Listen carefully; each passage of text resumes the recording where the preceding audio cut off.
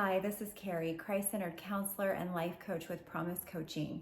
Today we're going to talk about narcissistic families and how to navigate in a narcissistic family system. And this can look different for everyone. So I'm going to just talk about the basics and, as a woman of faith, how you can better navigate in a family system that is narcissistic.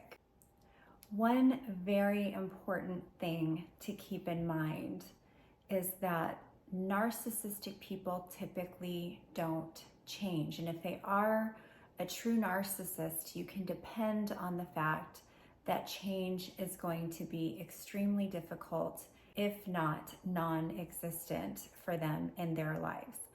So the relationship will continue the way that it has been so long as you allow it to be that way. So the number one thing that you need to do with a narcissistic family is set healthy boundaries. And these boundaries are for you, for them, and for the relationship. So this looks like sitting down and writing down a list of things that you are not happy with in the relationship or in the family dynamic. What happens when you guys get together, when you have family gatherings and things like that you want to change? These are things that you want to write down and you want to look at to see where and how you're going to set those boundaries. Once you do that, then you can identify where those boundaries need to be implemented and with whom they need to be implemented. So first and foremost, the boundaries that you want to set for yourself need to protect you physically, emotionally, mentally, and allow you to have control over your own life and your own choices. So that is the most important thing that you want to focus on when you're setting these boundaries. It's not necessarily they can't do this, they can't do that, you're not going to allow this, you're not going to allow that. Well, they aren't going to change. The only thing you can do is control the decisions and the choices that you make within the relationship. And so that's where you're first going to focus those boundaries on what you need to do. If you need to remove yourself, if you need to take a time out, if you need to walk away, if you need to not go to the event or speak up for yourself and say what needs to be said, these are things that you want to focus on. This allows you the space to be your own independent self apart from the narrative that they have in their minds about you and how you're going to fit in to their role in the family dynamic. So you are going to finally show up differently in a way that promotes who you are and who you want to be in the relationship and how you want to feel in the relationship. So if you've been used to responding a certain way where you continue to get walked on or you're combating that person, I want you to think about how you can respond differently to them so that way there isn't this conflict, but also in a way that it doesn't enable them to walk on you and get away with things that are not acceptable. So for example, if you have a family member that every time he or she comes around, whether it be an aunt, an uncle, your mother, your father, your brother, or your sister, an in-law, every time you're in a situation with them, with other people or one-on-one, and they are being disrespectful or demeaning or whatever the case might be, you will need to voice how you feel first and foremost and say, look, I don't like when, and identify exactly what it is that they're doing or what they're saying and repeat it to them. I don't like it when you say such and such or when you do this. It makes me feel this way, however that makes you feel. And if they are not receptive to that and respectful of that and show no remorse for their behavior, well, then you can almost guarantee that this is going to continue happening again and again.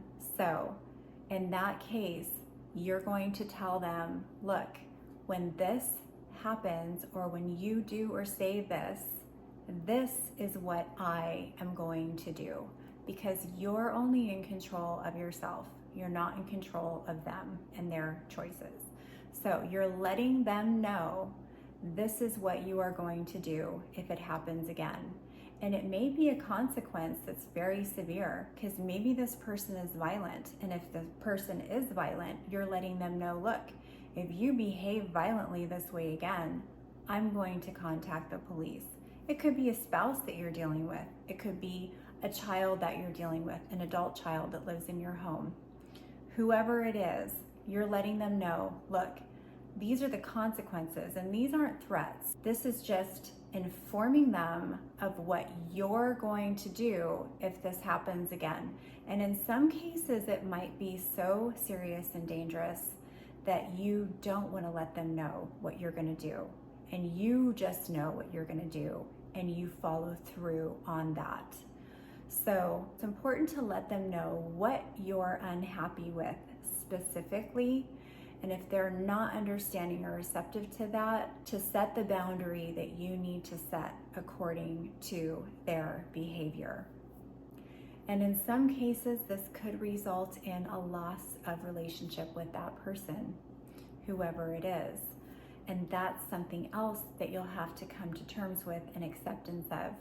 Because if you really want to have a healthy relationship with a narcissistic person, it's going to be really difficult. And in order to even have a functioning, decent relationship with them, it's usually from a distance. And so something that I've even done with some of my own family is loved them from a distance. Let them know in serious life situations, I am here. I would love to be a part of specific things and be there. However, I know myself where my limits are and when I need to disconnect or pull away and allow space between each other, so that way the other person, the narcissistic person, doesn't begin feeling comfortable to treat me as if I'm a punching bag or someone that they can take advantage of or mistreat in whichever way that they normally do. So this is going to teach you to be assertive, for one. It's going to teach you to be honest, and to be honest with yourself first and foremost. And then when you're honest with yourself, you can be honest and upfront with them about how you're really feeling in the relationship and how their behavior towards you is affecting you and has affected you. And I also want you to prepare yourself for the way they might react to your new assertive self. The way that they might respond to you could be even more abrasive and more aggressive and more manipulative in whichever way that they usually function in their narcissistic behavioral traits.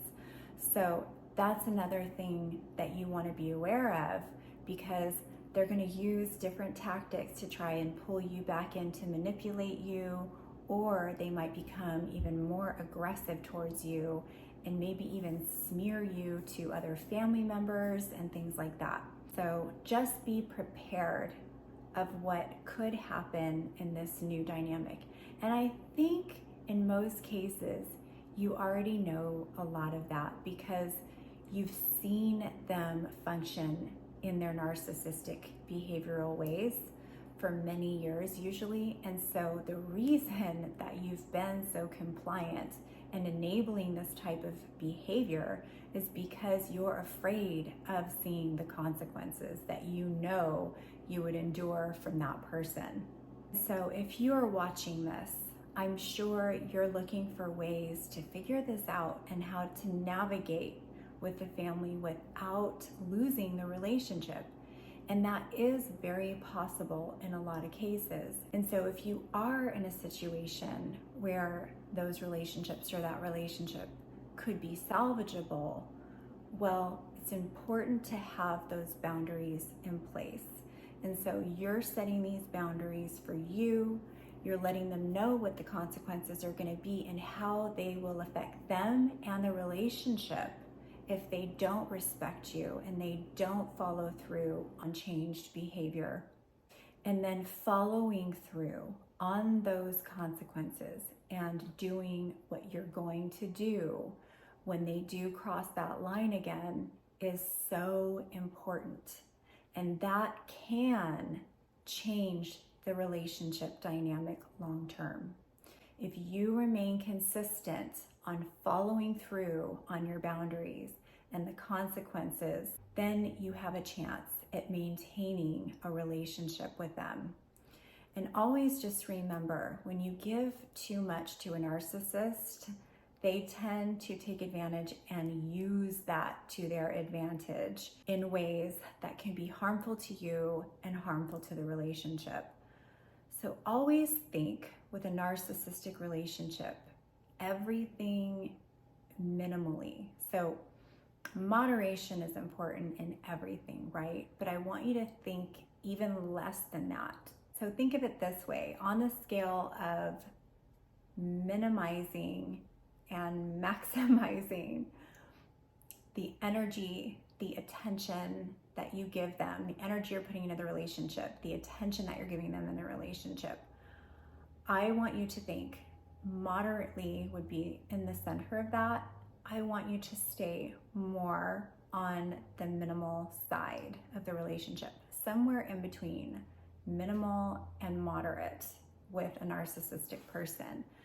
So that way you are able to maintain and manage the relationship to where you can have decent interactions with them and actually enjoy it and enjoy their company and enjoy the family function or whatever it is.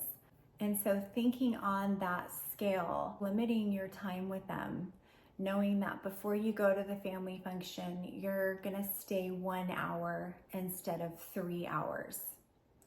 When you have phone conversations with them, you might tend to get wrapped up in the conversation because of all that they have to say or all the energy they want to take from you for 2 to 2.5 hours. Or when you go out with them, they want to take up the entire day with you. So maybe that looks like for you telling yourself, okay, this is the boundary I'm gonna set during a phone conversation. I'm limiting my phone conversations with that person to 30 minutes rather than 2 hours. Or I'm going to make sure I bring my own transportation when I spend the day or the outing with them, so that way I can leave when I want to leave and then let them know ahead of time, this is how much time I have today. I've only got a few hours and then I have to be somewhere else. And understand that you don't need to explain everything to them.